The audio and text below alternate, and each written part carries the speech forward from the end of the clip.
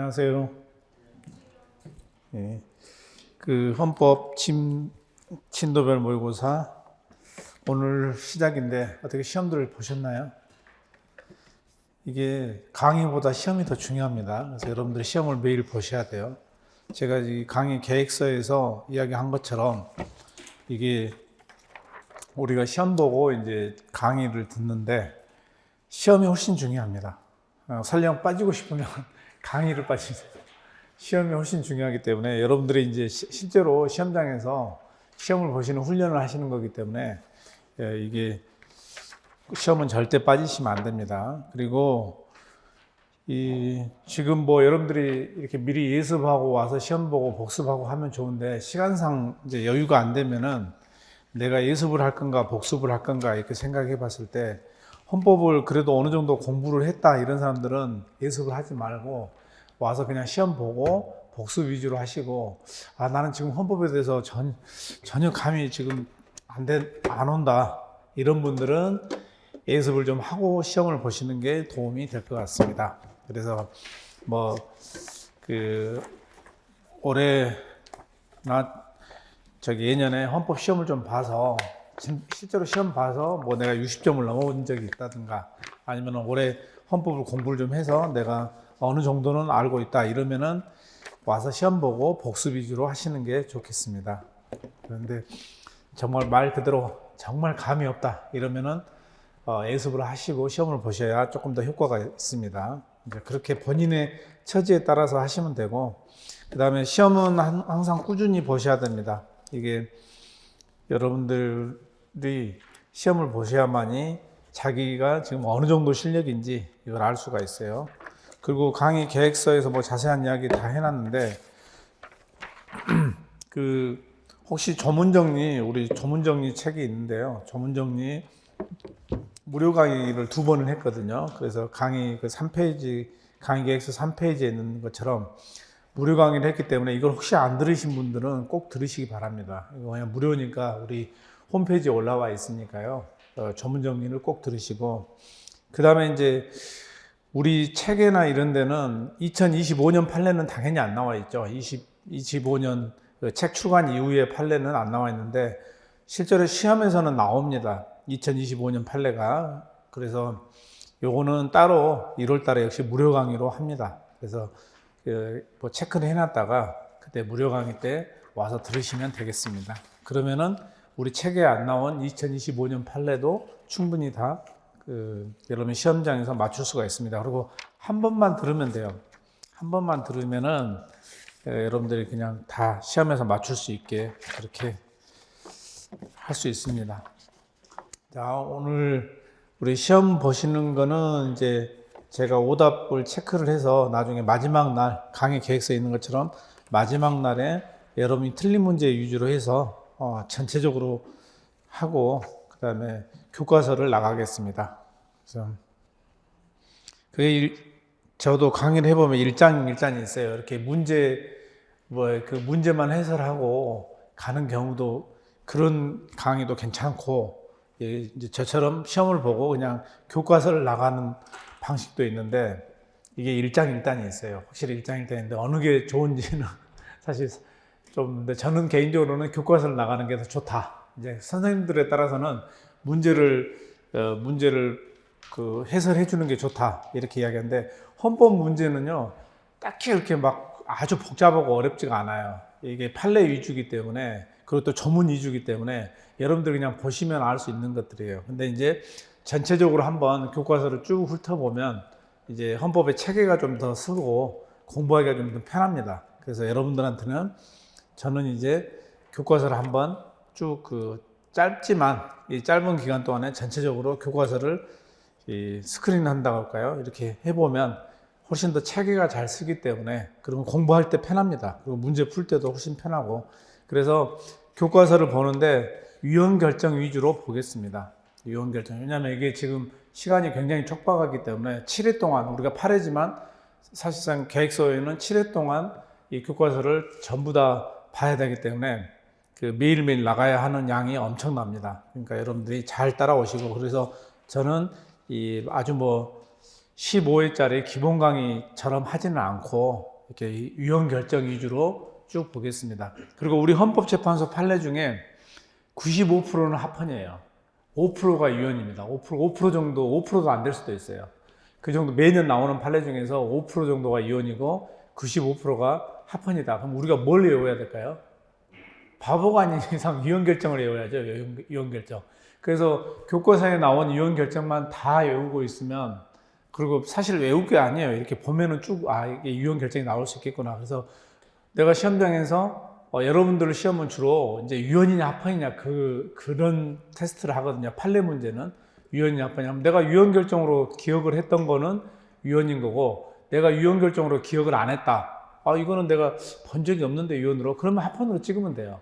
그래서 그러면은 맞출 확률이 굉장히 높습니다. 그래서 우리 교과서에는 가능한 한 유형 결정을 거의 최대한 많이 실으려고 노력을 해놨기 때문에 제 교과서에 나와 있는 유형 결정을 보고 그걸 공부한 다음에 여기서 내가 봤다, 교과서에서 봤다, 그러면은 그냥 유형인 거고, 내가 이거는 전혀 본 적이 없는 것 같고 잘 모르겠다, 유형인지 합헌인지 모르겠다 하면 합헌으로 찍는 게 훨씬 가능성이 큽니다. 그래서 우리 교과서에서는 유형 결정 위주로 보겠습니다. 그래서 여러분도 유형 결정 같은 경우는 이제 지금 이번만 보는 게 아니라 시험 보기 전에 한 번 더 보셔야 되거든요. 시험 보기 전에. 근데 이 교과서를 쭉 넘기면서 유형 결정만 보려면 지금 뭐 형광펜이나 이런 걸로 유형 결정은 표시를 해 두시면은 훨씬 공부하기가 편합니다.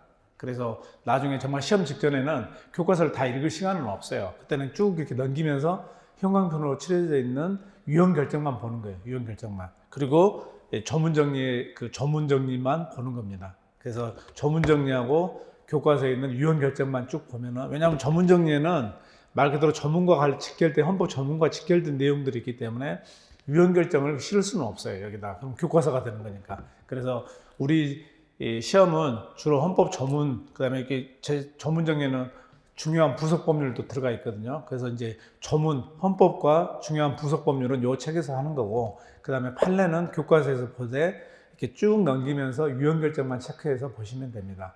그러면은 몇 시간 내에 전체를 다 볼 수 있어요. 한 3시간, 4시간이면은 이 헌법을 다 볼 수가 있습니다. 그리고 여러분들 이제 복습할 때는 오늘 틀린 문제 있죠. 틀린 문제 위주로 체크를 또 해놔야 돼요. 항상 이렇게 공부를 효율적으로 하려면, 저도 사실은 그걸 잘 못하는데, 공부를 잘하는 사람들의 특징은 체크를 잘해요. 그래서 내가 틀린 문제를 잘 체크해놔요. 그럼 다음에 맞춤 문제는 볼 필요가 없어요. 근데 이제 맞춤 문제 중에서도 조금 어려운 지문이 있었어요. 내가 헷갈리는 지문. 그걸 체크를 해놓는 거예요. 우리가 복습할 때, 여러분들이 복습할 때, 내가 이거는 정답을 찍어서 맞췄지만 사실은 4분의 1이니까 정답을 찍어서 맞출 수 있어요. 맞출 수 있는데, 이 지문은 헷갈렸다. 그러면 그 지문만 체크를 해놓는 거예요. 그 틀린 지문, 헷갈린 지문만 표시를 해놓고, 이제 복습을 할 때도 그것만 하는 거예요. 이제 그것만 다음에 복습을 할 때도, 그러면은 훨씬 효율적으로 공부를 할 수가 있습니다. 그래서 이렇게 우리가 이제 공부를 할 때, 여러분들 다른 과목도 마찬가지지만 앞으로 뭐 여러분들이 지금 뭐 2차 시험도 같이 준비하겠지만, 항상 공부는 뭐라고 할까요? 이렇게 삼각형, 네, 역삼각형으로 하셔야 돼요. 처음에는 넓게 공부를 하셨다가 점점 줄여 나가는 거. 그래서 마지막에 시험 보기 전날 내가 몇 시간 만에 한 과목을 다 볼 수 있으면 합격하겠다, 이런 생각이 들어요. 저도 고시 공부할 때 해보니까 그렇더라고요. 내가 시험장에 들어가기 전에 내가 합격하겠다 못하겠다가 이렇게 스스로 체크가 돼요. 그러니까 이 쭉 교과서를 쭉 줄이고 공부량을 줄여서 마지막 날에 내가 시험 보기 전날 한 과목을 다 볼 수 있다고 하면, 그럼 내가 공부가 좀 됐구나 해서 합격할 수 있다. 근데 이제 막 우왕좌왕하고 하면 그건 안 됩니다. 그래서 사람 스타일에 따라서 책을 여러 권을 놓고 막 보는 사람들이 있어요. 근데 그걸 뭐 제가 그 방법이 틀렸다라고 말은 못 하는데 효율적이지는 않는 것 같아요. 그래서 전반적으로 지금까지 제가 쭉 합격생들을 이렇게 보고 저도 공부를 해보고 하면 이 줄여나가는 공부, 그래서 압축적으로 줄여나가는 공부에서 시험 전날에 내가 이걸 다 볼 수 있다. 그러면은 합격이라고 해요. 근데 책을 여러 권을 막 선택해서 보고 있으면 이게 정리가 잘 안 돼요. 그러면은 오히려 비효율적입니다. 그러니까 여러분들은 이제 항상 이렇게 줄여나가는, 그러니까 지금부터라도 하면 돼요. 지금부터라도 줄여나가는 거고. 그래서 교과서를 제가 이제 보지만 제가 책 보는 거 위주로 보시고, 그 다음에 그 유형 결정은 반드시 형광펜으로 이렇게 칠해내서 나중에 교과서 볼 때 막 넘기면서 유형 결정만 보는 거예요. 시험 직전에는. 그러면은 여러분들이 훨씬 더 효율적으로 공부할 수 있습니다. 자, 78페이지부터 봅시다. 우리가 이제 기본권 같은 경우는 기본권이 원래 이제 주관적 권리인데 객관적 가치 질서로서의 성질도 가지고 있다. 그러니까 이제 대표적으로 우리가 주관적 공권이라는 표현을 쓰는 거는 우리는 공법과 사법이 있어요. 사법에서 헌법, 행정법 같은 경우는 대부분 그거를 공법이라고 표현합니다. 공법. 그래서 권이에요. 사법은 민법을 생각하면 돼요. 민법은 그래서 사권입니다. 그래서 우리는 공사법, 이분론이라고 우리 법 체계는 그러거든요. 그래서 헌법에서 나오는 기본권은 당연히 주관적 공권이에요. 근데 이제 이게 주관적 공권일 뿐만 아니라 사회 질서를 형성하는 구성 요소가 된다라는 그런 표현들을 씁니다. 그래서 객관적 가치 질서성 이렇게도 표현하거든요.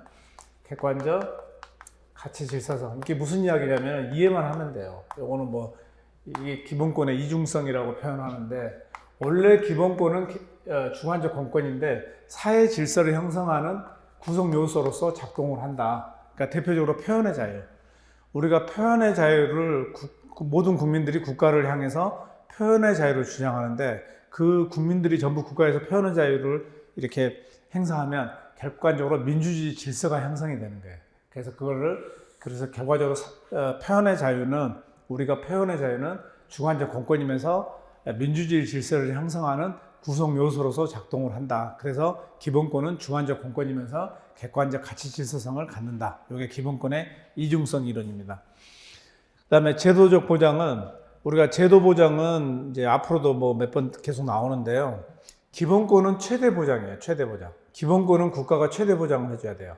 근데 제도 보장은 최소한만 보장을 해주면 됩니다.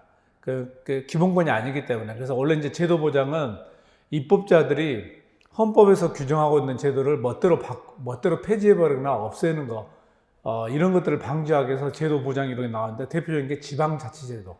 우리가 뭐 중앙집권제를 할 수도 있고 지방자치제를 할 수도 있어요. 근데 우리 헌법은 지방자치제도를 규정해 놨습니다. 근데 갑자기 국회의원들이 야 이거 무슨 조그마한 당권에서 무슨 지방자치냐, 중앙집권으로 바꿔버리자. 그래서 지방자치를 없앨 수 있느냐? 안 된다는 거예요. 그거를 보호하기 위한 이론이 제도보장 이론이에요. 그래서 아무리 바꾸고 싶어도 바꾸지 못해요. 또 하나가 있어요. 우리가 공무원제를 직업 공무원제로 할 건지 역관제로 할 건지 그거는 어떤 입법 재량의 문제예요. 근데 그걸 우리 헌법에서는 직업 공무원제도를 규율해 놨어요. 그러면은 입법자가 아무리 역관제로 바꾸고 싶다 하더라도 못 바꾼다는 거예요. 그래서 제도 보장은 최소한은 보장을 해야 돼요. 그러니까 기본권처럼 최대한을 보장하는 건 아니지만 최소한은 보장을 한다. 그게 제도 보장 이론입니다. 그래서 제도 보장은 이건 이제 기본권이 아니기 때문에 이것만 가지고 헌법소원을 청구할 수는 없어요. 우리가 헌법소원을 청구한다는 것은 기본권 침해가 있어야 돼요. 근데 내가 이거 직업 공무원제도 위반으로 헌법소원을 청구할 수 있냐? 그건 안 됩니다. 그건 안 되는데 제도 보장에 위반되더라도 위헌이라는 표현을 쓸 수가 있어요. 제도 보장에 위반되면 위헌이다. 그래서 그 다음에 마지막에 제도 보장 헌법 개정 권력을 기소해야 된다는 이 이야기는 무슨 이야기냐면 우리가 헌법을 개정할 때 인간의 존엄과 가치 행복 추구권 개정할 수 없어요. 헌법 개정으로 그거 없앨 수 없습니다. 우리 헌법에 있는 인간의 존엄과 가치 행복 추구권 없앨 수 없어요. 그러나 지방자치제도는 헌법 개정에서 없앨 수가 있어요. 중앙집권으로 그건 헌법을 개정하면 가능해요. 근데 헌법에 나와 있는 상태에서는 이거 지방자치제도를 없앨 수는 없다. 그게 제도 보장의 그 의의입니다. 그렇게 생각하시면 돼요. 그 다음에 기본권 주체. 누가 기본권 주체가 되느냐? 국민입니다. 기본적으로는 국민이죠. 태아도 기본권 주체가 됩니다. 태아도. 근데 초기 비하는 안 된다고 해요. 그러니까 우리가 이제 초기 비하는 누구를 초기 비하라고 하냐면은 우리가 수정을 하잖아요. 그러니까 수정을 하는데 수정하고 바로 착상이 되는 게 아니에요. 수정하고 한 일주일에서 2주일, 7일에서 14일 정도 요 기간이 있어야 이제 착상이 되는 거예요. 여성의 몸에 착상이 됩니다. 그러면 그때부터를 태아라고 해요. 그래서 이 착상이 되기 전까지, 그러니까 수정은 됐는데 착상이 되기 전까지, 자궁에 착상되기 전, 이거를 초기 배아라고 하는데 초기 배아는 태아가 아니에요. 그래서 기본권 주체성을 인정하지 않습니다. 그러니까 이 초기 배아가 태아가 될 수도 있고 그냥 임신이 안 될 수도 있어요. 우리가 보통 임신이 됐다 하는 거는 이제 착상이 돼서 그때부터 이제 태아라고 부릅니다. 그래서 또 뭐 시험에 잘 나오는 거니까요. 그 다음에 죽은 사람, 사자 명예훼손도 있습니다. 사자에 대해서 명예를 훼손하면 안 돼요. 그래서 사자도 인격권이 보장이 되는 겁니다. 미성년자도 기본권 주체성이 인정됩니다. 다만 미성년자는 아직은 미성년이기 때문에 그 기본권 제한이 많이 돼요. 성년자에 비해서. 그러나 주체성은 인정이 됩니다. 그러니까 기본권 주체성은 인정되지만 제한은 조금 더 넓게 인정이 되는 거죠. 그 다음에 외국인은 아주 뭐 간단해요. 외국인은 그 마지막 줄에 있는 것처럼 인간의 권리와 국민의 권리. 그래서 외국인의 기준은 인간의 권리. 우리가 기본권을 봤을 때 인간의 권리와 국민의 권리로 나눠져요. 국민의 권리로. 그래서 인간의 권리는 보통 자유권이에요. 자유권. 인간의 권리, 보통 자유권을 많이 인간의 권리라고 하거든요. 자유권, 우리가 이제 청구권, 재판 청구권, 그다음에 참정권, 뭐 사회적 기본권 이런 것들은 이제 보통 국민의 권리라고 많이 하는데 자유권이고 이제 여기는 뭐 참정권이네, 청구권이네, 그다음에 뭐 사회권이네 이런 건 국민의 권리라고 표현들을 합니다. 그래서 자유권은 천부인권, 누구나 다 태어나면서 가지고 태어나기 때문에 인간이면 누구나 누릴 수가 있어요. 그래서 외국인에게도 주체성을 인정합니다. 이거는 기본적으로는 외국인에게는 안 돼요. 국민의 권리이기 때문에. 그런데 우리 헌법은 보면은 전부 다 모든 조문이 다 국민이라고 표현되어 있어요. 근데 그 국민이라는 표현에 너무 집착을 안 하고 우리 해석에 의하면은 국민이라고 되어 있지만 인간에게 인정되는 권리가 있다. 뭐예요? 대표적으로 인간의 전원과 같이 행복 추구권. 이거는 외국인에게도 자유권이고 외국인에게도 누구나 인정을 하는 거예요. 근데 우리 사회적 기본권, 사회보장 수급권 이런 것들은 우리 국민한테 해주기도 어려워요. 그리고 선거권, 외국인한테 선거권을 줄 수가 없어요. 그래서 이런 것들은 외국인에게는 인정이 안 되는 게 원칙이에요. 그래서 이렇게 쭉 표로 인간의 권리와 국민의 권리로 나눠놨습니다. 80페이지. 그래서 여러분들이 보면 그냥 알아요. 이게 인간의 권리인지 국민들. 근데 자유권은 보통은 인간의 권리거든요. 근데 입국의 자유는 허용되지 않아요. 외국인에게. 만약에 외국인에게 입국의 자유가 허용되면 우리나라 망해버립니다. 망해요. 중국 애들이 한 5천만 명만 입국해서 기본권이다. 입국의 자유. 그러면 인천공항에서 전부 다 그냥 통과시켜줘야죠. 그래서 여러분은 그 입국의 자유가 당연히 인정되죠. 우리 대한민국 국민은 대한민국에 입국하는 게 그래서 혹시 외국 여행을 외국이나 뭐 여행이나 외국을 갔다 오면은 가장 마음 편할 때가 언제냐면 인천공항에 도착했을 때 그때가 마음 편해요. 다른 나라로 들어갈 때는 모두가 다 입국의 자유를 허용하지 않기 때문에 굉장히 까다롭게 입국 심사를 하잖아요. 그래서 우리 투트랙이잖아요. 내국인과 외국인. 항상 어느 나라를 가거나 그래도 공항에는 투트랙이에요. 내국인과 외국인. 그래서 우리가 외국인일 때는 입국의 자유가 허용되지 않기 때문에 심사를 까다롭게, 특히 미국 같은 경우는 엄청나게 심사를 까다롭게 하잖아요. 근데 인천공항에 도착하면 내국인은 그냥 이렇게 스탬프 하나 찍고 들어가라고 그래요. 외국인은 다시 좀 상세하게 물어보죠. 그러니까 그게 입국의 자유가 허용되지 않기 때문에 그래요. 그 다음에 불법 체류 중인 외국인 하더라도 신체의 자유, 주거의 자유, 변호인의 조력을 받을 권리, 재판 청구권, 이건 좀 기억을 하셔야 되는 게 여러분들이 혼동을 하는데 불법 체류 중인 외국인에게 이런 기본권 인정되느냐. 이게 여러분들 머릿속을 바꿔야 돼요.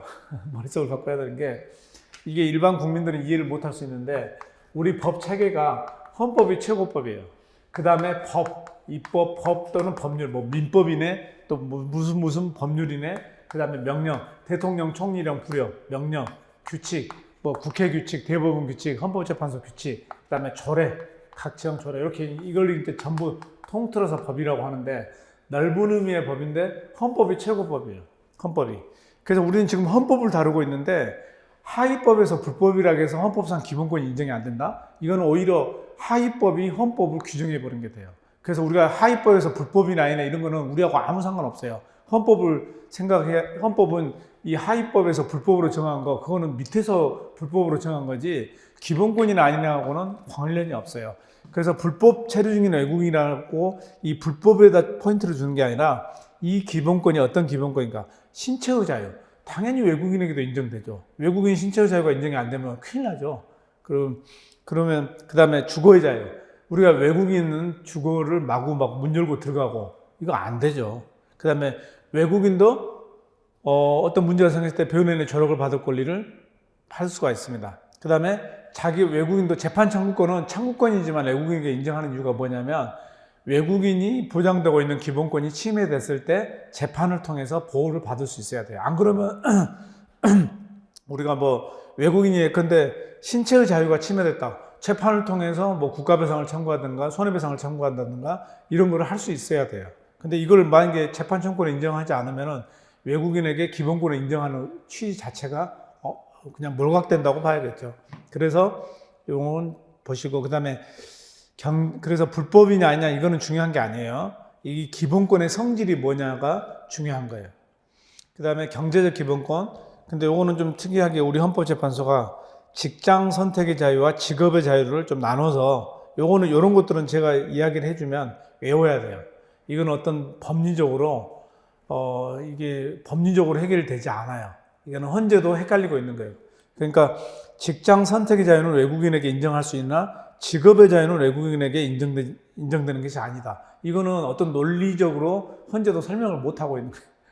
그러니까 이 직업의 자유를 외국인에게 인정할 건가 말 건가 할 때 그래서 용어 그 자체로 이렇게 시험에는 그렇게 나와요. 외국인도 제한적으로나마 직장 선택의 자유를 향유할 수 있다. 그러면 맞는 지문이고 외국인은 직장 선택의 자유를 향유할 수 없다. 그러면 틀린 지문이에요. 근데 그 바로 밑에 직업의 자유는 원칙적으로 그 외국인에게 인정되는 기본권이 아니다. 그럼 맞는 거예요. 근데 직업의 자유는 외국인에게 인정되는 기본권이다. 이렇게 나오면 틀린 지문이 되는 거예요. 그러니까 이거는 그대로 외워야 돼요. 이건 체크했다가 외워야 됩니다. 그 다음에 저기 81페이지 사회적 기본권. 사회적 기본권에서도 그 근로의 권리. 사회적 기본권은 원래는 외국인에게 안 돼요.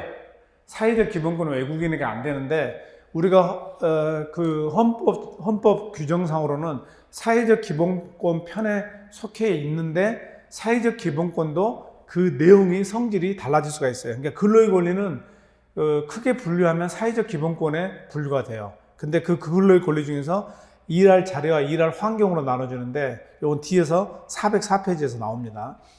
일할 자리는 우리 국민에게도 일할 자리를 주지 못해요. 그래서 요거는 일할 자리는 국민의 권리입니다. 그래서 외국인에게 인정되지 않아요. 근데 일할 환경, 우리가 대한민국 국민은 에어컨 밑에서 일하고 외국인은 저기 뭐 선풍기도 없는 데서 일해야 된다. 이러면 안 된다는 거예요. 누구나 일할 환경은 좋은 조건에서 일할 수 있도록. 그래서 외국인에게도 일할 환경은 인정이 되는 겁니다. 404페이지에서 나오는 거고, 그 다음에 법인의 기본권, 법인도 기본권 주체성을 인정합니다. 성질상 법인이 누릴 수 있는 기본권. 성질상, 그러니까 우리가 이제 법인은 우리가 만들어버린 거예요. 우리 법에서 사람을 만들어버린 거예요. 그래서 우리가 민법에서 보통 인이라고 하는 거는 자연인과 법인이라고 표현하거든요. 그래서 법인을 만들어버렸어요. 그럼 만들고 나서 우리가 법인을 법적으로 만들어 놓고 나서 기본권을 인정해 주는 겁니다. 근데 성질상 법인이 누릴 수 있는 기본권이라는 거예요. 그래서 그 밑에 보면 여러분이 한 번만 이해를 해보면 시험에서 안 틀려요. 법인, 삼성전자, 주식회사 삼성전자에게 인간의 존엄가치 행복주권을 인정할 수 있을까요?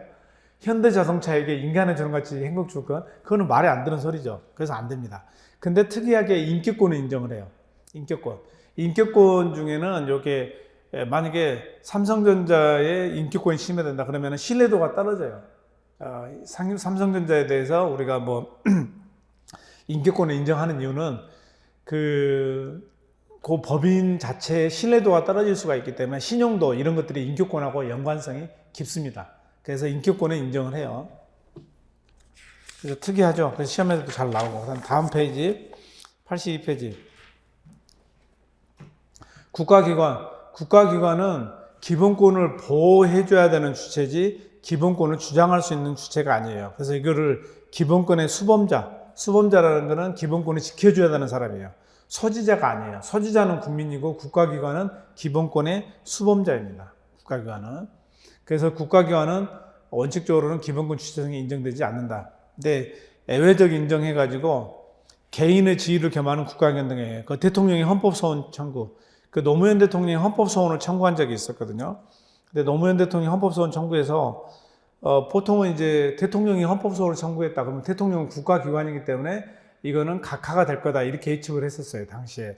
근데 우리 헌법재판소가 두 가지로 나눴어요. 예, 대통령이라 하더라도 그 첫 번째 몇 줄, 국가 조직 영역 내에서 공적 과제를 수행하는 주체의 권한 내지 업무 영역에 제약하는 성격이 강합니다. 그러니까 공적 과제 수행. 공적 과제 수행은 국가기관으로서 지휘해요. 그렇기 때문에 기본권 주체성을 부인됩니다. 요걸 여기다가 1이라고 해놓고, 그 다음에 두 번째는 일반 국민으로서 국가에 대해 가지는 일반 국민. 그러니까 대통령도 일반 국민의 지위에 있을 때가 있어요. 일반 국민의 지위. 그때는 기본권 주체성을 인정할 수가 있다는 거예요. 그 밑에 이제 쭉 보면은 사인으로서 지위 나오죠. 이거는 동그라미 2하고 연결해 놔야 돼요. 그러니까 일반 국민의 지위, 사인으로서 지위. 그때는 당연히 기본권 주체성을 인정해요. 근데 그 밑에 헌법기관이 있죠. 그건 동그라미 1하고 연결해야 돼요. 국가기관, 헌법기관, 그거는 공적 과제 수행. 그래서 이거를 두 가지로 나눠가지고, 대통령이라 하더라도 공적 과제 수행, 그러니까 공적인 영역에서 한 거는 기본권 주체성을 인정하지 못하지만 사적인 영역에서 할 때는, 사인으로 할 때는 기본권 주체성을 인정할 수가 있다는 거예요. 그러니까 대표적인 게 그거예요. 대통령이 어떤 3.1운동 기념식에 나와가지고 무슨 헛소리를 해야 된다. 근데 그 대통령이 자기 표현의 자유를 주장한다. 안 돼요. 그거는. 근데 그냥 사적인 모임, 자기 몇 사람 친구들 모아놓고 이거는 이렇고 저거다. 그때는 표현의 자유는 일단 인정을 해주는 거예요. 그거는 개인은 일반 국민으로서 지위니까. 그 다음에 공법인의 예외. 83페이지 공법인의 예외. 공법인도 원래는 넓은 의미의 국가기관에 속한다고 보시면 돼요. 그래서 원래는 기본권 주체성이 인정이 안 되는데 공법인도 사경제 주체로 활동하거나 조직법상 국가로부터 독립한 고유 업무를 수행하거나 그러면 된다는 건데, 대표적인 게 그 밑에 예를 들어보면 쉬워요. 서울대학교, 강원대학교. 이런 공법인들 같은 경우는 예전에는 서울대학교가 영조물이었는데 지금은 서울대도 공법인입니다. 그러니까 법인하고 영조물하고는 달라요. 영조물은 그냥 시설에 불과해요. 근데 지금은 서울대학교도 바뀌었어요. 요 판례 당시에는 영조물이었는데 지금은 이제 다 공법인으로 바뀌었는데, 이런 공법인들은 원래는 기본권 주체성이 인정되지 않는데 그 교육부 장관이 교육부에서 서울대학교나 강원대학교를 막 못 살게 그래요. 이 교육부에서. 그러면은 이때 서울대학교나 강원대학교가 교육부나 다른 자기들을 못 살게 하는 다른 국가기관을 상대로 해서 학문의 자유라든가 대학의 자치성을 주장할 수가 있습니다. 그러니까 예외적으로 한국방송공사도 마찬가지예요. 원래 KBS는 이것도 공법인이기 때문에 원래는 기본권 주체성이 안 돼요. 근데 위에 그 방송 미디어 통신위원회 이런 데서 KBS를 계속 못 살게 군다. 그러면은 기본권을 주장할 수가 있는 거예요. 그래서 이거는 예외적으로 주장할 수가 있는 겁니다. 권리 능력 없는 사단과 재단도 이것도 기본권 주체성 성질이 허용한 한 인정할 수가 있어요. 그래서 아까 권리 능력이 있는 사단 재단하고 권리 능력이 없는 사단 재단은 어떻게 다르냐면요. 주식회사 삼성전자 이거는 법인이에요. 권리 능력이 있어요. 등기가 다 돼요. 삼성전자 대표 누구다. 근데 권리 능력이 없다는 거는 등기가 안 되기 때문에 명확하게 대표자가 누군지 정확하게 알 수가 없어요. 그래서 요건이 더 추가돼요. 일반적인 법인의 경우 우리가 삼성전자, 현대자동차, 문화방송 이런 것들은 정확하게 등기해서 우리가 주인이 누군지를, 대표자가 누군지를 판단할 수가 있어요. 근데 권리 능력 없는 사단은 그런 등기가 안 되기 때문에 자기들이 활동할 때 대표자를 명확하게 밝히고 독립적인 사회적 조직체로 활동할 때 이 요건이 법인에 비해서 추가가 된 거예요. 근데 이런 요건만 갖추면 법인하고 똑같게 취급을 해주는 거예요. 그 다음에 정당도 기본권 주체성 인정되는, 정당은 성격이 권리 능력 없는 사단에 해당돼요. 그러니까 정당을 굳이 법적 성격은 권리 능력 없는 사단. 근데 정당 같은 경우는 대부분의 정당이 어떻게 활동을 해요? 민주당, 국민의힘 뭐 이런 식의 자기들이 독자적인 이름을 쓰고 있죠. 독립된 사회적 조직체로 활동을 해요. 그리고 정당 대표자가 명확하게 우리가 알아요. 그렇기 때문에 정당은 그 권리 능력 없는 사단 중에서도 당연히 그 대표자를 정함이 있고 독립된 사회적 조직체로 활동한다고 봐요. 그래서 실질이 있는 정당은 기본권 주체성을 인정을 합니다. 근데 우리가 정당이라고 했는데 이 정당이 무슨 정당인지 알 수도 없어요. 그러면 그때는 기본권 주체성을 인정할 수가 없는 거죠.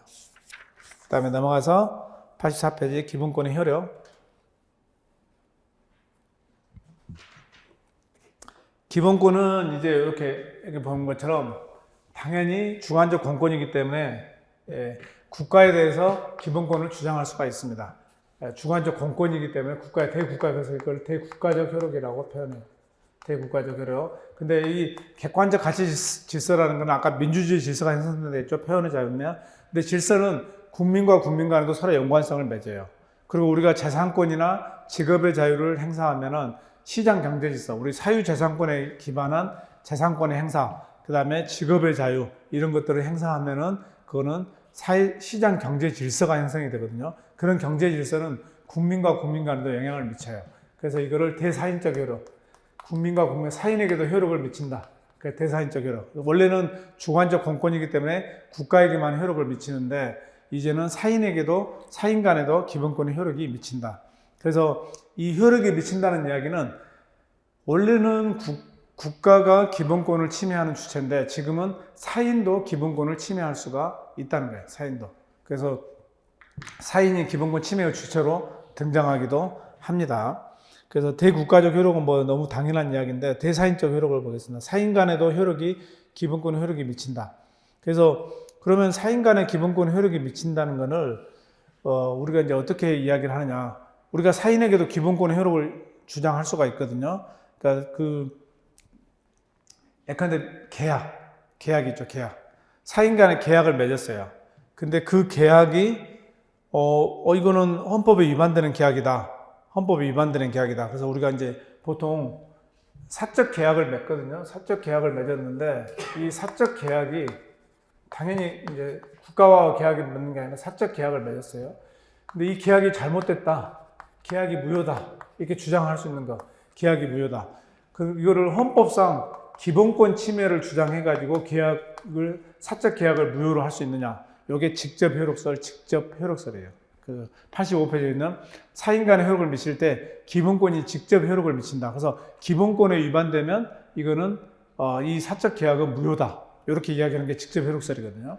이게 이제 직접 효력설인데 직접 효력설 또는 직접 적용설이라고 표현해요. 근데 이거는 통설이 아니에요. 왜냐하면 우리는 공법하고 사법하고 지금 사인 간의 사적 계약은 사법의 영역이거든요. 사법의 영역을 기본권을 가진 공법인 기본권을 가지고 직접 효력을 무효로 시키는 것은 공사법 2분론을 흐트러뜨린다고 표현해요. 그래서 이거는 이렇게 하는 게 아니라 기본권 침해, 만약에 헌법상 기본권 침해가 있다. 그러면은 그때는 민법 103조, 대표적인 게 103조인데 사회질서에 반한다. 사회질서에 반하는 계약이기 때문에 무효다. 그러니까 이 계약이 왜 무효냐 그러면은 민법의 사회질서에 반하는 계약이기 때문에 무효다. 근데 그 사회질서에 반하는 그 이유가 헌법상 기본권을 침해했기 때문이다. 그래서 헌법이 계약의 무효에서 간접 효력을 미쳐요. 간접 효력설. 그래서 민법의 일반 조항을 매개로 해가지고 이게 간접 효력설이에요. 민법의 일반 조항 103조가 대표적인 건데 그래서 간접적으로 효력을 미친다 해서 간접 효력설이라고 표현합니다.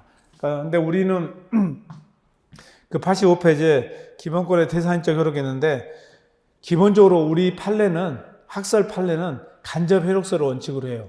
그러니까 직접 효력이 미치는 거는 직접 효력이 미친다. 직접 효력이 미친다는 게 통일된 의견이 없어요. 그래서 사실상 간접 효력설이 통설입니다. 그래서 간접적으로 민법의 일반 조항을 매개로 해가지고 사법에 적용을 한다. 그래서 우리가 계약 관계를 무효로 할 때, 그래서 우리가 실제로 소송할 때도 그냥 그 헌법에 위반되기 때문에 이 계약이 무효다 이렇게 주장하진 않아요.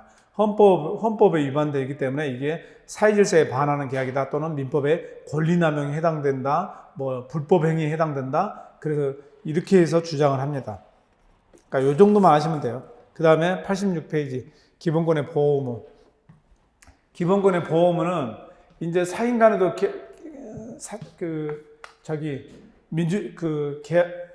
기본권이 사회 질서를 형성하는 구성 요소로 작동한다 했죠. 그러면은 이것이 사인 간에도 영향을 미칩니다. 그러면은 이제 주관적 공권일 때는 국가만이 기본권을 침해했는데 서로 이제 객관적 가치 질서가 되면서 질서라는 것은 국민과 국민 간, 사인과 사인 간에도 영향을 미쳐요. 그러면은 우리 동전의 양면처럼 사인이 다른 사인의 기본권을 침해할 수도 있겠다. 이때 국가가 가만히 있으면 안 된다는 거예요. 사인이 다른 사인의 기본권을 침해할 때 국가가 나서줘야 한다. 그래서 국가의 이거를 이제 적극적 기본권 보호무라고 표현합니다. 국가의 적극적 기본권 보호무. 그 줄여서 그냥 국가의 기본권 보호무라고 표현해요. 그래서 국가가 이제는 국가 스스로 기본권을 침해하지 않는 것뿐만 아니라 이제 사인이 다른 사인의 기본권을 침해하려고 할 때 국가가 나서서 보호를 해줘야 돼요. 그게 기본권 보호무입니다. 그래서 기본권 보호무의 발생 요건 보세요. 그 밑줄 그어놨죠. 사인인 제3자가, 그러니까 국가가 침해하는 거 아니에요. 국가가 침해하면은 당연히 국가하고 국민 간의 직선적인 단선적인 관계예요. 근데 이거는 사인이 침해하려고 해요. 그래서 주로 사인이 개인의 생명이나 신체 훼손. 그러니까 대표적으로 여러분 생각해 보세요. 내가 길거리를 가고 있는데 갑자기 어떤 놈이 나타나가지고 나를 막 때리려고 그래. 때린다거나 나를 죽이려고 그래요. 그때 만약 경찰이 옆에 서 있어요. 경찰은 이제 국가 공권력이에요. 그때 우리가 주장한 거예요. 경찰한테 빨리 이놈 좀 잡아라. 이렇게 이야기할 수가 있죠. 근데 경찰이 그건 니들이 알아서 해결해. 만약에 이렇게 했다. 그럼 국가의 기본권 보호 위반이에요. 우리가 그렇게 국가 권력을 두는 이유 자체가 국민의 기본권을 보호하기 위한 거거든요. 그래서 그리고 만약에 내가 맞았어요. 내가 길거리 가다 이유 없이 폭행을 당했어요. 근데 신고를 해가지고 그 처벌하라고, 가해자를 처벌하라고 했더니 국가에서 처벌을 안 해요. 그럼 그것도 국가의 기본권 보호무 위반입니다.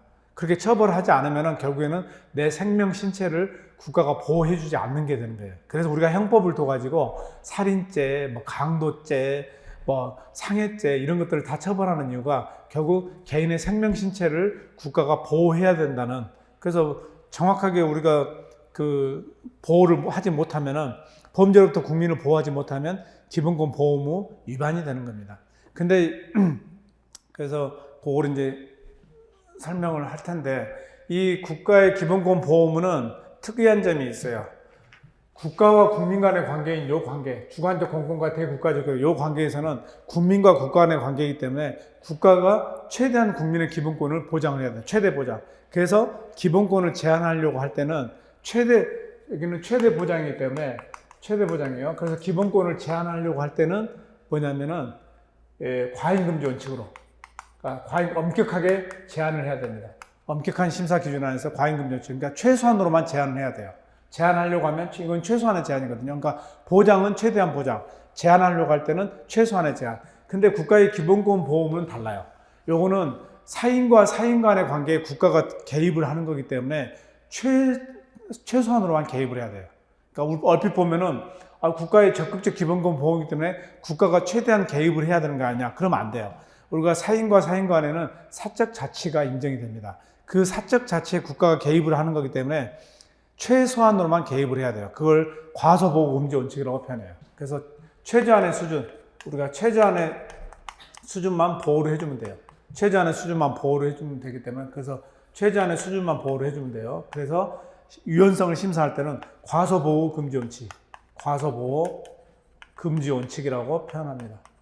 그래서 이거를 정확하게 이해를 해 두셔야 돼요. 이거는 사인과 사인의 관계에 국가가 개입을 한 거기 때문에 너무 최대한 개입을 해버리면 큰일 납니다. 그러면 우리는 소위 경찰 국가가 돼요. 경찰 국가. 그래서 사적 자치가 없어져요. 그래서 최소한으로만 개입을 한다. 그거를 과소보호금지 원칙. 그 과소보호금지 원칙이라는 게 최소한의 보호 조치를 취했는지, 그것만 가지고 판단하는 겁니다. 최소한의 보호 조치를 취했는지.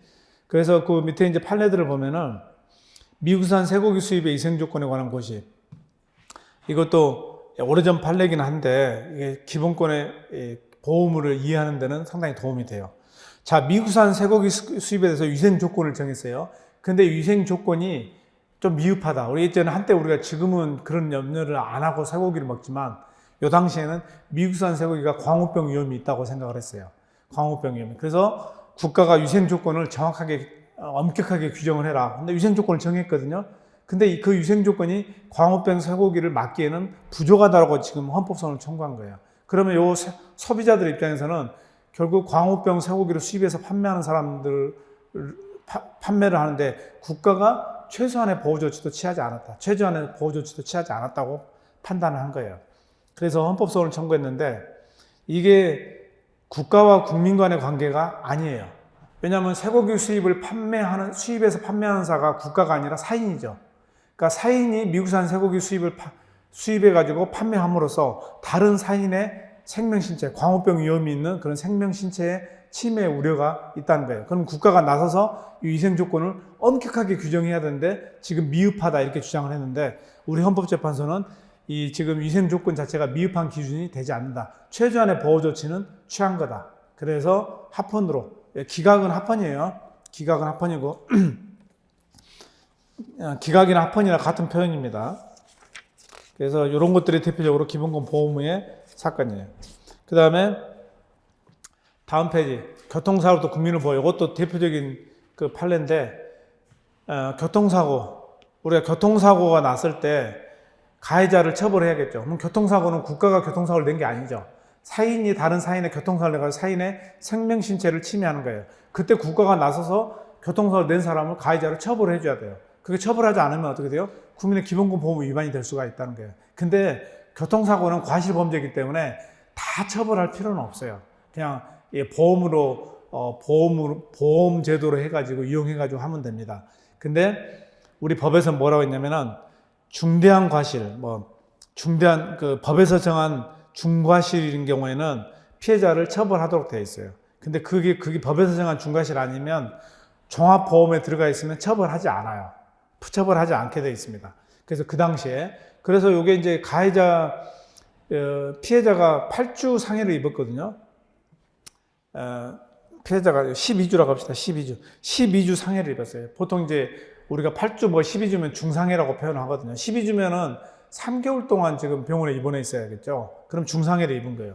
근데 가해자가 미안하다는 소리를 안 해요. 왜 그럴까요? 가해자가 처음에는 미안하다고 했는데 나중에 전화도 안 받아요. 미안하다는 소리를 안 해요.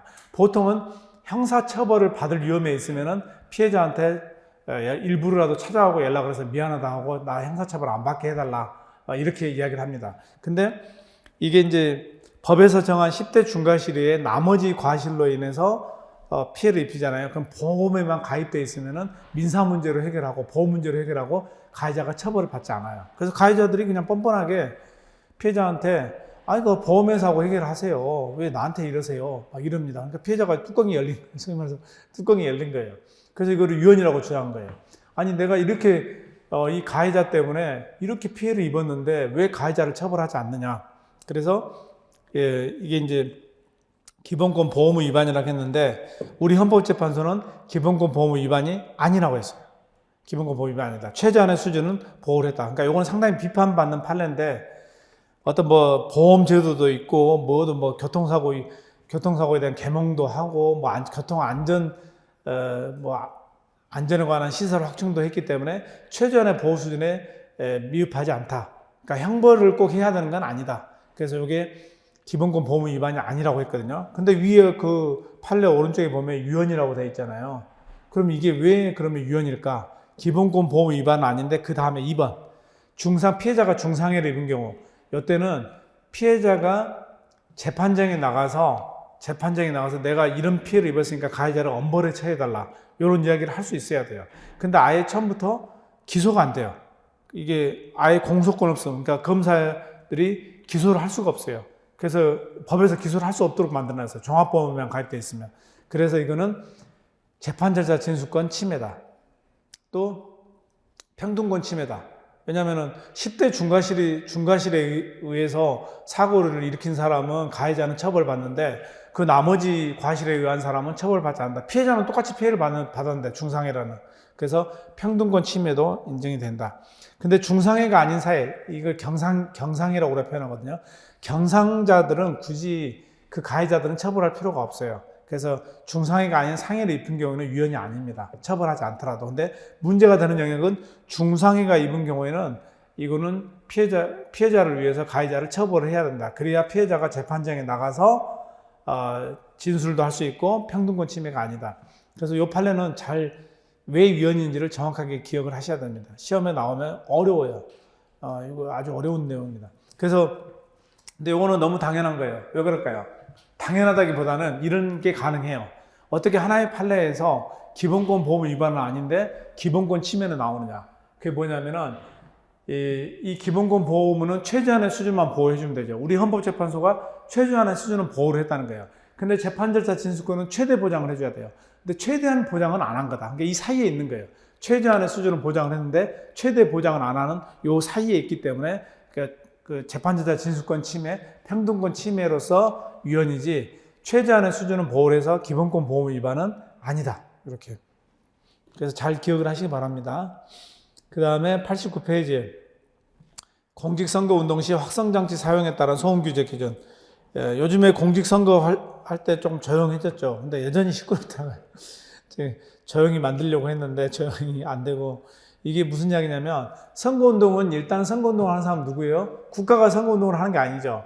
후보자들 아직은 사인이에요.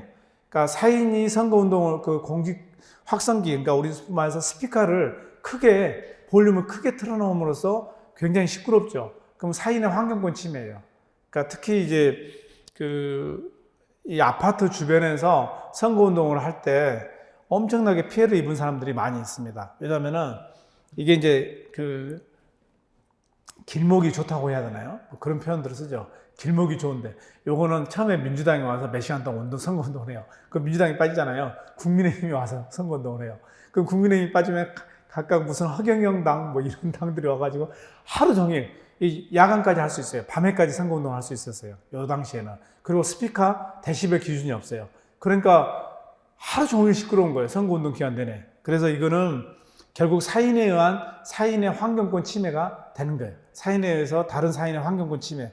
그래서 이거는 국가의 기본권 보호무 위반이다. 왜냐하면 국가가 뭔가 규제를 해야 돼요. 국가가 개입을 해가지고 환경권을 보호하기 위해서 개입을 해야 되는데 국가가 조치를 취했어요. 취했는데 어떤 조치를 취했냐면 이 중간에 두 번째 보면 각 일대, 그러니까 스피커를 한 대만 사용할 수 있어요. 선거운동하는 사람들이 스피커를 한 대만 사용할 수 있는데 여기 별 의미가 없다는 거예요. 왜냐하면 스피커 한 대의 용량이 엄청나요. 그러니까 중요한 거는 데시벨 기준이 있어야지 스피커를 한 대 쓰느냐 두 대 쓰느냐. 그러니까 국가는 한 대만 쓰게 했으니까 최저한의 수준을 보호를 해줬다는데 그 한 대의 데시벨 용량이 엄청나기 때문에 이거는 최저한의 보호 수준을 하지 못한 거예요. 그리고 야간이라든가 주택가 이런 규제도 없었어요. 그래서 최저한의 수준에 미흡했다. 그래서 기본권 보호무 위반이 됐습니다. 기본권 보호무 위반, 환경권 침해가 되는 거예요. 이것도 국가가 환경권을 침해한 게 아니라 사인이 다른 사인의 환경권을 침해한 거기 때문에 기본권 보호무로 판단을 했던 사건입니다.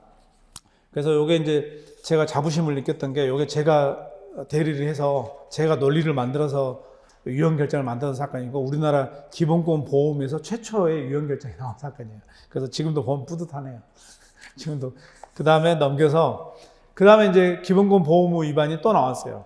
기후위기 대응을 위한 탄소 중립 기본법. 근데 이걸 보기 전에 그 밑에 일본군 위안부.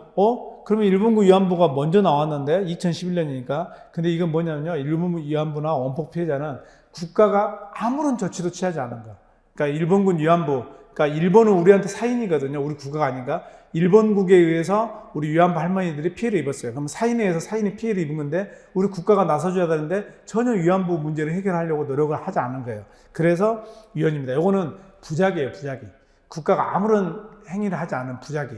그래서 위헌이 이거는 부작인 거고 아까 제가 말씀드린 그 확성장치 사용은 국가가 입법을 했어요. 한 대만 사용해라. 한 대만 사용해 입법을 했음에도 불구하고 기본권 보호무 위반이 됐던 최초의 사례라는 거예요. 그래서 요 일본군 위안부나 원폭 피해자는 부작위 사건입니다. 그래서 91페이지 사할린 강제징용자 있죠. 요거는 뭐냐면요. 요거는 왜 각하가 됐냐면은 사할린 강제징용자 사건은 읽어보면 국가가 뭔가 하고 있어요. 그러니까 부작위이기 때문에 국가가 뭔가 하고 있다면 애초에 적법 요건 자체가 성립이 안 돼요. 그러니까 그래서 각하예요. 각하라는 거는 그러니까 원래 부작위가 지금 위헌이라고 주장했으면은 만약에 국가가 자기를 해버리잖아요. 자기가 있으면은 그냥 각하가 돼요. 그러니까 이런 사건들은 어떻게 좀 아쉬운 게 일단은 주의적, 우리가 이제 그 주의적 예비적이라고 표현하는데, 먼저 국가가 부작이라고 주장을 하고 설령 국가가 어떤 자기가 있었다 하더라도 최저한의 수준에 미흡하다 이렇게 주장을 했어야 돼요. 근데 사실 그렇게 주장을 안 한 것 같아요. 그냥 국가가 아무것도 안 하고 있다. 근데 우리 헌법재판소 보니까 국가가 뭔가를 하고 있어요. 그러면 각하해요. 그래서 원래 부작위는 아예 아무것도 안 해야 부작위가 성립이 되는 거거든요. 근데 이거는 이제 그래서 국가가 뭔가 하고 있으면 각하가 돼요. 근데 90페이지 기후위기 대응, 이것도 온실가스 감축 목표, 온실가스 감축 목표인데, 이것도 제가 그래도 반은 발을 담궜던 사건이에요. 반은 발을 담궜던 사건인데, 애초에 그 탄소 중립을 위해서 국가가 취한 입법이 너무 미흡했었어요. 그래서 저도 헌법소원을 청구했습니다. 환경권 침해다. 기본권 보호 위반이다. 그래서 국가가 법을 바꿨어요. 아예 탄소 중립법을 만들었어요. 탄소 중립법을 만들어가지고 2030년까지 목표치를 정했어요. 근데 기존에 이제 제가 헌법소원 청구했던 그 입법에 비해서 훨씬 더 발전한 입법이에요. 그래서 목표를 35% 이상을 감축하겠다. 그래서 탄소 2050년이 목표거든요. 우리 세계적으로 2050년을 탄소 중립의 해로 선언을 해놨어요. 그래서 각 국가가 2050년을 목표로 해가지고 탄소 중립을 하자. 이렇게 해서 목표를 세워놨는데, 그 최초에는 2030년까지 목표가 너무 미흡해서 저도 위헌이라고 주장을 했는데, 법을 바꿨어요. 그래서 이제 그 법은 뭐 별 필요가 없고 탄소 중립법이 생겼거든요. 그래서 2030년까지 목표는 아주 잘 만들어졌어요. 그래서 저는 이제 제 개인적으로도 바쁘기도 했고 2030년까지 잘 만들어졌다. 이 정도면은 과소공제 원칙 위반이 아니다. 그렇게 판단하고 이제 저를 바로 뺐거든요. 근데 우리 끈기 있는 청소년들, 학생들은 끝까지 2030년까지 목표를 했으면 2050년까지도 목표를 해야 되는 거 아니냐. 그러니까 2050년이 탄소 중립이니까. 그러니까 우리 국가는 그러죠. 일단 2030년까지 목표를 세워놓고, 그 다음에 2030년에 근접했을 때, 그 다음에 목표를 세우자 했는데, 우리 헌재가 2030년까지는 목표가 위헌이 아니다. 그러니까 그건 제 생각하고 똑같았어요. 2030년까지. 근데 2030년부터 2050년까지 목표가 없다. 부작이에요. 부작위. 그러니까, 아니, 2050년까지 탄소 중립을 하려면 2050년까지 목표를 세워야만이 다 달성이 되는 건데 2050년까지는 목표가 없다는 거예요. 그래서 그 첫 번째 문단은 2030년까지 목표, 요거는 과중한 부담 이전은 단정하게 어떤 위헌이 아니라는 소리예요. 그러나 거기 세 번째 단락 그러나부터 2031년부터 2049년까지 이 목표를 제시하지 않았다. 그래서 과소공제 원칙의 위반이다. 그래서 이 규정 자체가, 그러니까 요거는 이제 크게 보면은 2030년까지만 정하지 않고 2049년까지, 그러니까 2050년이 목표면 2049년까지 목표가 다 정해져 있어야 하는데 일부만 정해져 있다는 거예요. 일부만 정해져 있어서 기본권 보호무 위반이다. 그래서 이것도 환경권 침해로서 기본권 보호무 위반이에요. 그래서 우리 청소년들이, 어린 학생들이 이거 더 노력을 많이 했습니다. 왜냐면은 저보다는 여러분들이 더 탄소 중립이 더 심각한 문제고, 여러분보다는 더 어린애들이, 왜냐하면 점점 더 안 좋아지니까. 그러니까 우리 좀 저보다도 위에 선배들은 그래요. 탄소 기후변화 별 관심 없어요. 왜? 나는 살 만큼 살았어. 이렇게. 물론 자녀들을 생각하면 관심이 있는데, 자녀들을 생각하면 걱정이 된다 이렇게 하는데, 여러분들은 여러분들의 일이 돼요. 여러분들의 일. 그러니까 그 청소년들은 지금 이거 중학생들이 청구를 했던 사건인데, 그 친구들도 이미 이제 2020년에 청구해서 2024년에 이제 대학생이 된 학생들도 있고 이미 성년이 된 학생들도 있는데, 그 학생들은 더 심각한 거예요. 이게 망할 것 같아요. 이제 2050년까지 만약에 목표를 제대로 설정을 안 하고 시행을 안 하면 망할 수 있겠다 이렇게 생각이 드는 거죠. 하여튼 여러분도 탄소 배출을 줄이도록 노력을 합시다. 여러분 일상에서 노력을 해야 돼요. 제가 아무리 이야기해도 잘 안 듣는데 노력을 해야 됩니다. 저도 이제 이런 환경권 소송을 많이 하다 보니까 제가 그래도 환경권 소송을 하는데 제가 탄소 배출을 많이 하면 안 되겠다 싶어서 이게 최소한으로, 그러니까 우리가 지금 여러분들이 입고 있는 거, 쓰고 있는 제품, 뭐 가방이라든가 옷, 필기구 이런 것들이 전부 다 석유 제품이, 석유가 거의 70%가 다 들어요. 우리 옷에도 거의 석유가 70%가 다 들어요. 그래서 옷을 너무 많이 사고 너무 많이 버리고 너무 많이 안 입고 하는 것들은 좀 탄소 배출의 주범이 되는 거예요. 그리고 우리가 샤워할 때도 너무 물을 많이 쓴다거나 이런 것도 탄소 배출에 악영향을 줍니다. 그래서 샤워할 때 그 물을 계속 낭비하지 말고 좀 조절해 가면서 하고, 그 다음에 따뜻한 뜨거운 물을 너무 뜨겁게 하는 것도 역시 똑같은 샤워를 해도 탄소 배출이 더 많이 적용이 됩니다. 그래서 여러분들이 잘 하고, 저는 그래도 자신 있게 이야기할 수 있는 게, 제가 이 환경소송을 하면서부터 반성을 해가지고 저는 따뜻한 물을 안 씁니다. 샤워도 찬물로 해요. 찬물로. 그게 가능하냐? 이같이 추운데. 사람이 못하는 게 없어요. 왜 나약해져서 우리가 못하는 거지, 마음 먹고 하면은. 근데 여러분들 지금 시도하면 안 돼요. 여름부터 시작, 여름부터 시도를 해야 계속 찬물로 가능하지, 겨울에 하다가 큰일 납니다. 안 됩니다. 그래서 저는 이제 단련이 돼가지고 지금도 계속 찬물로. 그래서 왜냐하면 이게 따뜻한 물로 되는 순간 탄소 배출이 훨씬 더, 똑같은 물 양이라도 탄소 배출이 훨씬 더 됩니다. 그래서 이제 우리 일상생활에서 탄소 배출을 줄일 수 있는 게 뭐가 있는가, 이런 걸 생각해 보면, 인터넷에 한번 치잖아요. 그럼 쭉 나와요. 탄소 배출 줄이는 방법. 뭐 이메일에서 안 보는 이메일을 삭제한다, 이런 것도 탄소 배출 줄이는 거거든요. 그래서 안 보는 이메일을 빨리빨리 삭제를 해야 돼요. 그게 보관하는 것 자체가 서버가 돌아가면서 탄소 배출이 더 많이 돼요. 그러니까 빨리 읽든지 아니면은 아예 삭제를 해버리든지 이렇게 해야 됩니다. 아무튼 잘 한번 찾아보고, 오늘 수업 끝나고 인터넷에다가 네이버에다 치면 나옵니다. 탄소 배출, 네이버나 다음에다 치면 탄소 배출을 주면, 아니면 요즘 AI한테 물어보면 돼요. AI한테 물어보면 쭉 설명이 나오거든요. 그래서 자기가 실행할 수 있는 거 실행을 해봅시다. 92페이지 기본권 경합. 이 기본권 경합이란 건요, 하나의 기본권 주체가 슬래시 하죠. 하나의 동일한 사건에 하나의 동일한 사건 슬래시, 그 다음에 둘 또는 그 이상의 기본권을 동시에 주장하는 거. 그러니까 하나의 기본권 주체가 하나의 사건에서 둘 이상의 기본권을 주장하는 거. 이게 기본권의 경합입니다. 그러니까 기본권 경합은 일반 특별법 경합인데, 대표적인 게 직업 선택의 자유와 고무 담임권이 있어요. 수많은 직업 중에서 공직이 특별법이에요. 그러면은 일반 특별법 관계, 우리는 법에서 기본 법리거든요. 특별법 우선의 원칙이 있어요. 그러면 고무 담임권만 판단하면 되지, 직업의 자유를 판단할 필요가 없다.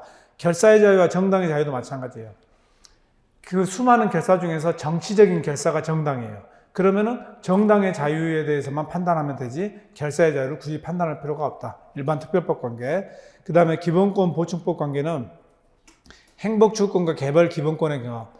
행복추구권과 개별 기본권의 경합인데, 행복추구권은 보충적인 기본권이에요. 행복추구권은. 그래서 개별 기본권이 있으면 굳이 행복추구권을 판단할 필요가 없습니다. 기본법이 보충법에 우선한다, 이렇게 표현하거든요. 그 다음에 93페이지. 그럼 나머지 법적 경험은 어떠냐? 나머지 지금 일반 특별법이라든가 기본 보충법 관계가 아닌 일반적인 경합은, 주장하는 재청 신청인과 그 첫 번째 줄에 재청 법원의 의도, 그 다음에 입법자의 객관적 동기를 참작해서 사안과 가장 밀접하고 침해 정도가 큰 기본권을 중심으로 한다. 요거는 이제 판례 태도인데, 주객 밀침으로, 주객 밀침. 그래서 그러니까 주장하는 사람의 의도, 그 다음에 입법자의 객관적 동기, 그 다음에 밀접하고 침해 정도가 밀침. 그래서 요거 나오면은, 지문에 나오면 그냥 맞추기만 하면 되니까요. 그래서 이렇게 해서 판단합니다. 주객 밀침으로. 인터넷 게시판 번인후 확인제에서 우리 헌법재판소가 인터넷 게시판 번인후 확인제를 하면은, 게시판 이용자하고 게시판 운영자, 그러니까 예전에, 지금은 없어졌지만 예전에 네이버나 다음 이런 데서는 내가 게시판에다 글을 쓰려고 하잖아요. 뭐 댓글 쓰려고 하면 실명제를 했어야 돼요. 자기를 밝혀야 돼요. 그러면 게시판 이용자 입장에서는, 아니, 내 표현의 자유, 익명 표현의 자유와 개인정보 자유결정권이 제한되는 거예요. 그 사건의 개요 두 번째 줄에 나와 있죠. 게시판 이용자는 내가 익명으로 쓰고 싶은데 익명으로 못 쓰는 거예요. 그래서 표현의 자유하고 개인정보 자유결정권. 내가 실명제를 하면은 내 개인정보를 밝혀야 돼요. 그리고 인터넷 게시판을 운영하는 사람. 근데 운영하는 사람은 언론의 자유, 이게 문제가 된다는 거예요. 그래서 세 번째 줄에 정보통신성 제보자, 네이버나 다음 같은 경우는 언론의 자유, 자기들 게시판을 활성화시켜서 언론을 형성하려고 하는데, 실명제로 하면 게시판 활성화가 안 돼요. 그래서 동그라미 1, 언론의 자유. 그리고 또 게시판 통신 제공자는 그 다음에 직업수행의 자유, 동그라미 2, 직업수행의 자유. 요 동그라미 2거든요. 그러니까 요게 경합되는 거예요. 언론, 그러니까 네이버나 다음 같은 경우는 왜 내가 번거롭게 게시판 실명제를 해야 되냐. 이게 직업의 자유, 직업 수행의 자유, 영업 수행의 자유. 그래서 이 두 가지가 기본권이 경합이 되는데 당연히 언론의 자유죠. 이게 중객 밀집을 하면 밀접하고 치명의 정도가 큰 기본권은 결국 게시판 활성화가 안 되기 때문에 언론의 자유가 중점적으로 판단한다. 그래서 게시판 이용자의, 근데 마지막에 게시판 이용자의 표현의 자유 침해 여부를 중심으로 게시판 운영자의 언론의 자유 침해 여부를 판단하기로 한다. 이거는 무슨 이야기냐면 게시판 이용자하고 게시판 운영자는요, 하나의 기본권 주체가 아니기 때문에 기본권 경합이 아니에요. 이거는 기본권 경합이 아니라 어차피 언론의 자유, 표현의 자유는 성질이 동일하기 때문에 그래도 역시 가장 중점적인 것은 게시판 이용자가 느끼는 표현의 자유 제한이 중점적으로 판단해야 되겠다. 그렇게 해서 위헌 결정을 내렸습니다. 결국 표현의 자유 침해가 되는 거예요. 익명 표현의 자유 침해. 다음 페이지 넘어가시면은 기본권 충돌이 있거든요. 기본권 충돌. 기본권 충돌은 상이한 기본권 주체가 상충하는 권익 실현을 위해서 하나의 동일한 상을 각기 대립하는 거예요. 이거는 뭐냐면 상이한 둘 이상의 기본권 주체가 나옵니다. 이게 이제 기본권 충돌은 이렇게 연결되거든요. 이렇게 연결되는데 기본권 충돌. 이제 기본권의 대상인적 흐름에서 사인 간에 서로 기본권을 주장하는 경우, 그러니까 양자가 전부 자기의 기본권을 주장해요. 그럼 기본권 충돌이 됩니다. 그러니까 대표적으로 우리가 기본권 충돌의 대표적인 예를 들 수 있는 게 저기 95페이지에 이 경량의 마지막에 금연구역과 흡연구역의 구분 지정이 있죠. 금연구역, 흡연구역. 이런 것들이 대표적으로 기본권 충돌 사안이라고 우리가 보는데 이게 왜 기본권 충돌이냐. 이 금연구역을 막 지정합니다. 확대를 하고 있어요. 우리 이제 사실 여러분들은 기억이 안 날지 모르지만 여러분들 어렸을 때는 아마 다 식당에서나 담배 피는 모습을 봤을 수도 있어요. 어렸을 때. 저희가 젊었을 때는 당연히 식당에서나 술집에서 담배 다 피웠었어요. 그러니까 요즘은 상상을 못 하죠. 근데 요즘에는 우리 식당이나 뭐 술집에서 담배를 못 피잖아요. 근데 제가 젊었을 때는 다 피웠었어요. 근데 금연구역이 점점 확대가 되고 있습니다. 여러분들은 기억이 안 날 수도 있겠네요. 근데 기억날 수도 있는데 일단은 식당에서 우리가 담배를 못 피게 된 지가 그렇게 오래되지는 않았어요. 그래서 예전에는 당연히 저는 이제 지금 흡연을 안 하기 때문에 상관없는데 좋죠. 금연구역이 확대되면 비흡연자들은 훨씬 좋습니다. 그러니까 이제 불만을 갖는 사람이 누구냐면 흡연자들. 우리 흡연권을 보장해달라. 흡연권을 보장해달라. 흡연권. 근데 이게 그에 비해서 이거하고 대립되는 게 뭐예요? 비흡연자들의 혐연권. 연기를 싫어하는 혐연권. 이게 기본권 충돌이 되는 거예요. 그러니까 국가에게 전부 주장을 해요. 흡연권을 금연구역을 국가가 계속 확대하니까 흡연권을 보장해달라. 이렇게 주장, 흡연자들이. 그에 비해서 해명권자, 비흡연자들은 우리의 해명권을 보장해달라. 이게 기본권 충돌이 되는 거예요. 서로. 근데 우리 헌법재판소는 흡연권 앞으로 우리가 공부를 할 때 이 헌법에 뭐 인간의 존엄과 같이 행복 추구권 이건 헌법 10조에 명확하게 나와 있잖아요. 뭐 직업의 자유는 헌법 15조에 이렇게 나와 있어요. 근데 혐연권은 헌법에 어디를 봐도 없어요. 그러면 근거를 우리가 기억을 해야 돼요. 그거 다 헌법재판소가 판시를 했어요. 헌법재가 판시했는데 이 혐연권 우리가 빨아 제끼는 거 이거는 헌법 10조에서 일반적 행동자유, 일종의 행복추구권이나 일반적 행동자유 거기다가 17조 사생활자유 이렇게 표현한 거예요. 17조 사생활자유. 근데 해명권은 뭐냐? 당연히 해명권도 10조와 17조가 근거가 됩니다. 나 담배 연기 싫어한다. 그 다음에 하지 마라. 이런 거. 그 다음에 생명권과 건강권.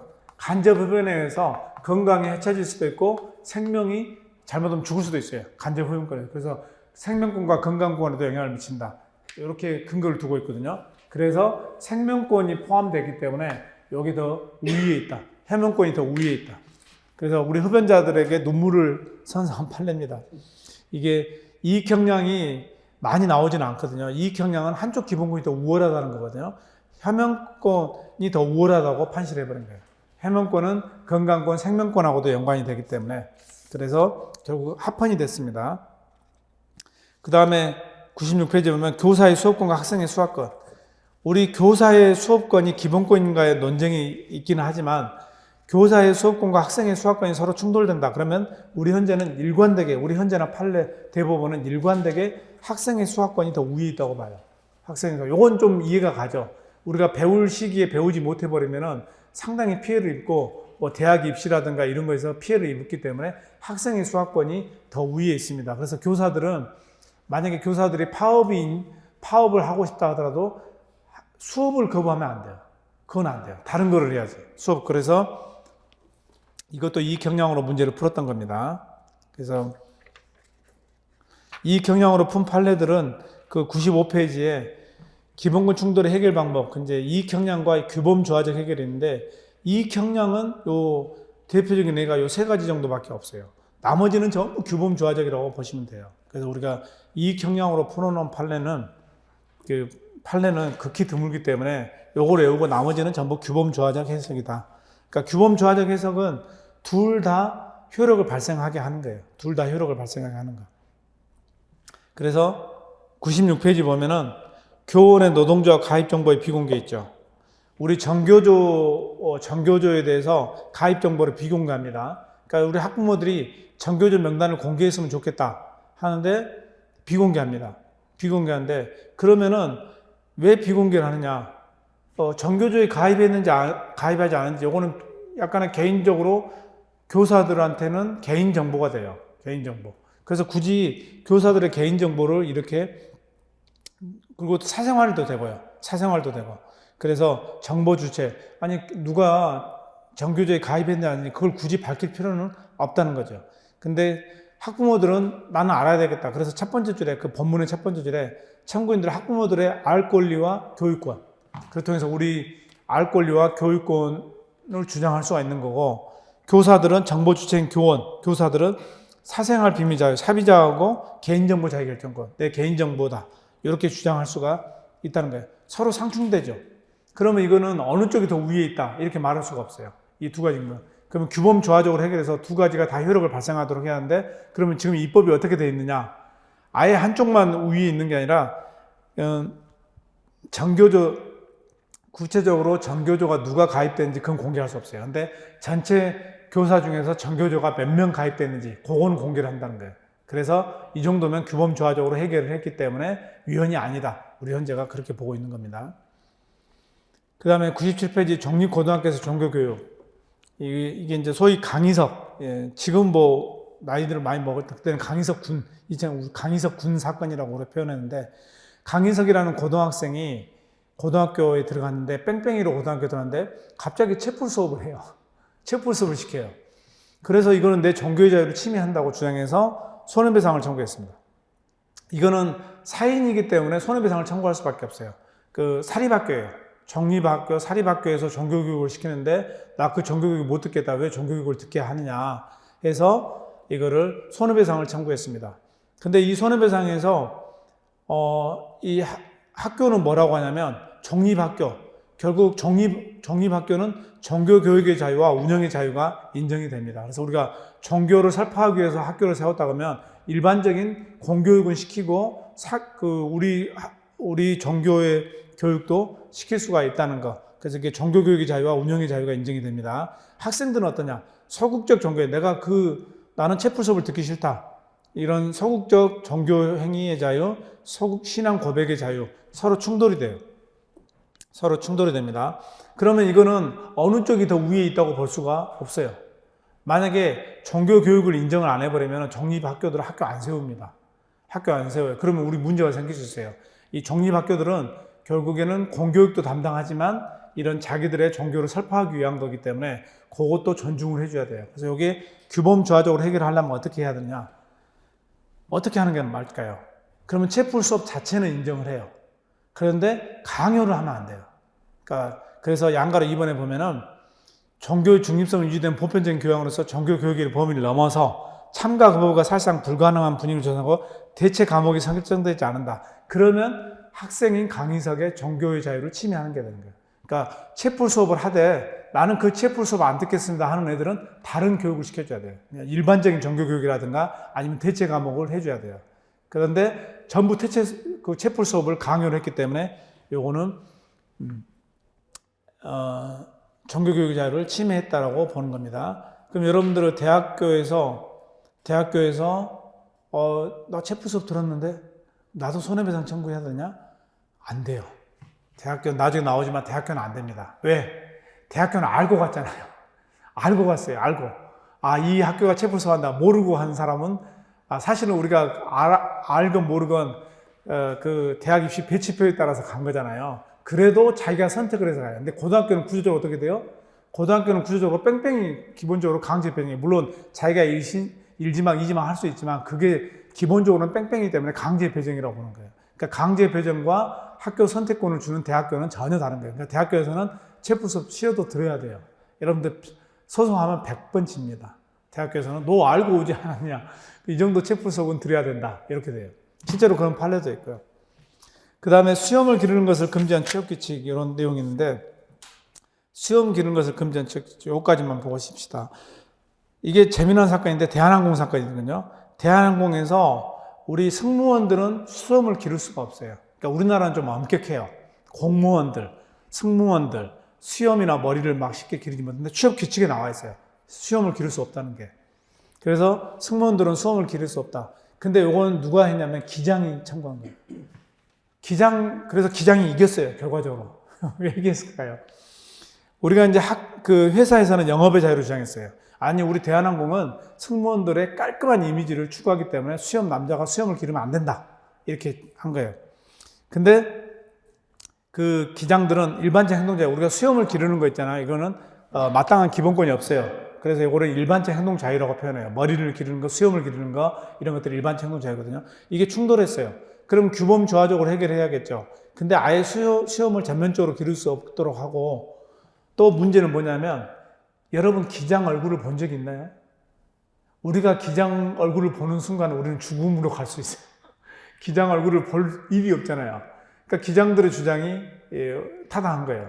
우리는 다른 승무원들은 승객을 직접 대응을 해서 서비스를 하지만 우리는 승객 얼굴 볼 일이 없다. 근데 왜 우리까지 수염을 기르지 마라고 하느냐. 그래서 결국 기장들이 이겼습니다. 기장들의 일반적 행동 자유권에 대한 침해라고 본 거예요. 그 다음에 그 유니언샵 협정 사건은 415페이지에서 하겠습니다. 415페이지하고 좀 쉬었다 갑시다.